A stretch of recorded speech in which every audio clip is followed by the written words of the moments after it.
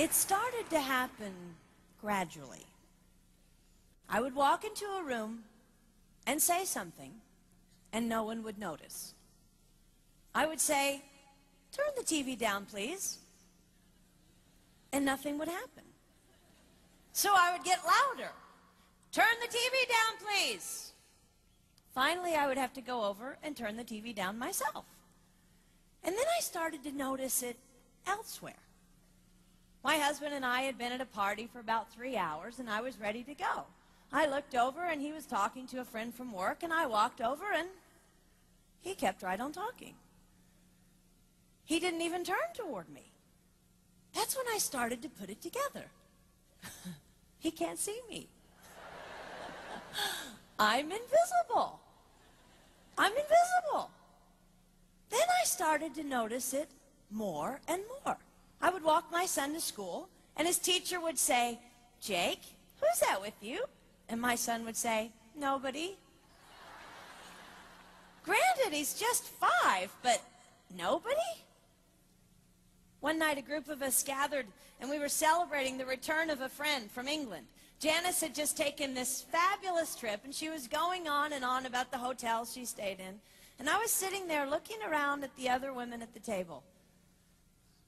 I'd put my makeup on in the car on the way there. I had on an old dress because it was the only thing clean, and I had my unwashed hair pulled up in a banana clip, and I was feeling pretty darn pathetic. And then Janice turned to me, and she said, "I brought you this." It was a book on the great cathedrals of Europe. I didn't understand. And then I read her inscription. She wrote, "With admiration for the greatness of what you are building when no one sees." You can't name the names of the people who built the great cathedrals. Over and over again, looking at these mammoth works, you scan down to find the names, and it says, "Builder, unknown, unknown, unknown." They completed things not knowing that anyone would notice. There's a story about one of the builders who was carving a tiny bird inside a beam that would be covered over by a roof. And someone came up to him and said, "Why are you spending so much time on something no one will ever see?" And it's reported that the builder replied, "Because God sees." They trusted that God saw everything. They gave their whole lives for a work, a mammoth work, they would never see finished. They showed up day after day. Some of these cathedrals took over 100 years to build. That was more than one working man's lifetime. Day after day. And they made personal sacrifices for no credit. Showing up at a job they would never see finished, for a building their name would never be on.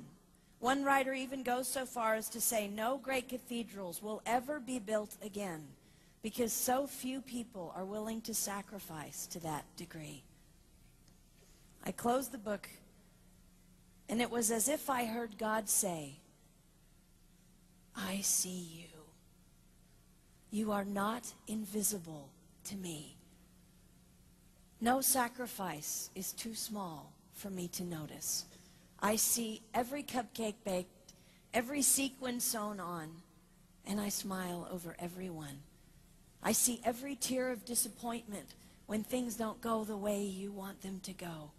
But remember, you are building a great cathedral. It will not be finished in your lifetime, and sadly, you will never get to live there. But if you build it well, I will. At times, my invisibility has felt like an affliction to me. But it is not a disease that is erasing my life. It is the cure for the disease of self-centeredness. It is the antidote to my own pride. It's okay that they don't see.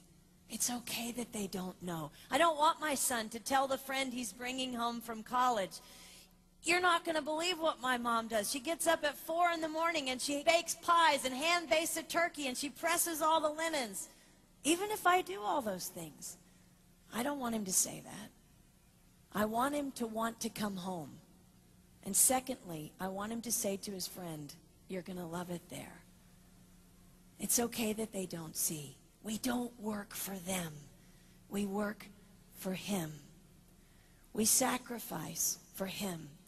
They will never see, not if we do it right, not if we do it well. Let's pray that our work will stand as a monument to an even greater God.